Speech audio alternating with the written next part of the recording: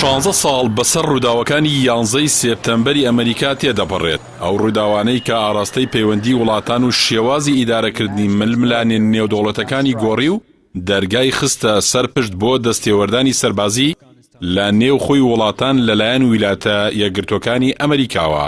لە 11 سێپتەمبەری 2001 دوو فڕۆکەی نەفەر هەڵگر خۆیان بە باڵەخانەکانی ناوەندی بازرگانی جیهانی لە نیویۆرک کێشا و فڕۆکەیەکی تریش خۆی بە باڵەخانەی وەزارەتی بەرگری پەنتاگۆندا دا.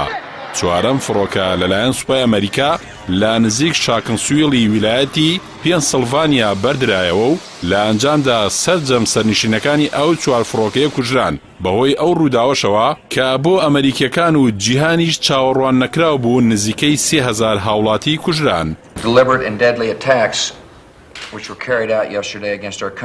دوابەدوای ڕووداوەکە و ڕاستەوخۆ کۆشکی سپی ئەمریکا ڕێکخراوی قاعیدەی بە ئەنجامدانی هێرشەکان تۆمەتبار کرد و دەستگای هەواڵگیری ئەمریکا ڕوونی کردەوە هێرشەکانی سەر تاوەرەکانی بازرگانی و وەزارەتی بەرگری لەلایەن تیمێکی 19 کەسی سەر بە ڕێکخراوی قاعیدەی ئوسامە بن لادنەوە لە ڕێگەی فڕۆکەی نەفەر هەڵگری مەدەنیەوە ئەنجام دراون. کاردانەوەی ئەمریکا لە دوای 11 سێپتەمبەر تەنها بەهێزکردنی ئاسایشی نێوخۆیی ئەو وڵاتە نەبوو، بەڵکو هێزە سەربازەکانی ئەمریکا بە دنیادا بڵاو بوونەوە.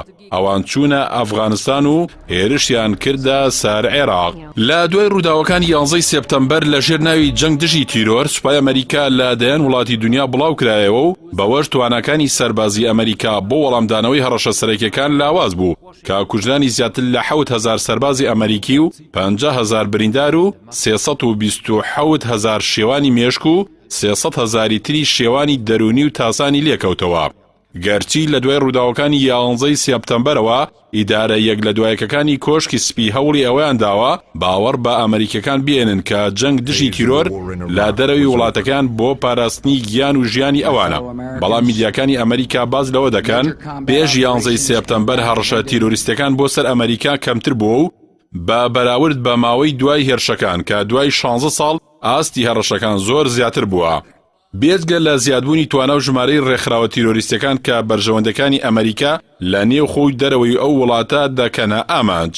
ڕووداوەکانی 11 سێپتەمبەر کوژرانی 2973 هاوڵاتی ئەمریکی لێکەوتەوە، بەڵام کاردانەوەکانی ئەمریکا لە دوای هێرشەکانی سێپتەمبەر تەنها لە عێراق و ئەفغانستان نزیکەی 9 ملیۆن مرۆڤی کردە قوربانی. ئەمەش لە کاتێکدا هێشتا گیان لە خەم و ترسی گروپە تیرۆریستەکان نەخەمڵیوە و بە پاساوی ڕوبەڕووبوونەوەی گروپ و ڕێکخراوە چەکداری و تیرۆریستەکانیش لە زۆرێک لە وڵاتانی تیرۆری دەوڵەتی بەڕێوە دەچێت و ڕژێمەکان مەسەلەی دژایەتی تیرۆریزم بۆ پاڵتاوکردنی نەیارە سیاسیەکانیان بەکاردەهێنن.